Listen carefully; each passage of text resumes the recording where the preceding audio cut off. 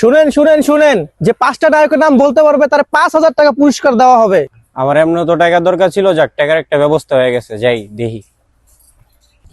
হাজি সাহেব একটু শুনেন, আমি কইতে পারবো 5জন নায়কের নাম: শাহরুখ খান, সাকিব খান, আমির খান, সালমান খান, রণবীর কাপুর। খুব ভালো, তুমি এখন আমাদের 5টা নবীর নাম বলো, তোমাকে আমি 5 লাখ টাকা ইনাম দিব। আর আপনি কি পাগল হয়ে গেছেন? আমি জানি না, আপনি আমার আগে 5,000 টাকা দেন।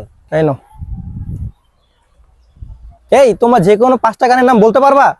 হ্যাঁ, আমি কইতে পারবো 5টা গানের নাম: পূর্ণি, পায়েল, সানাম তেরি কাসাম। তাহলে এবার 5টা কলেমার নাম বলো। ভাই, আমি এত কিছু কইতে পারবো না, আপনি যেটা জিজ্ঞাসেন ওটার আগে টাকা দেন।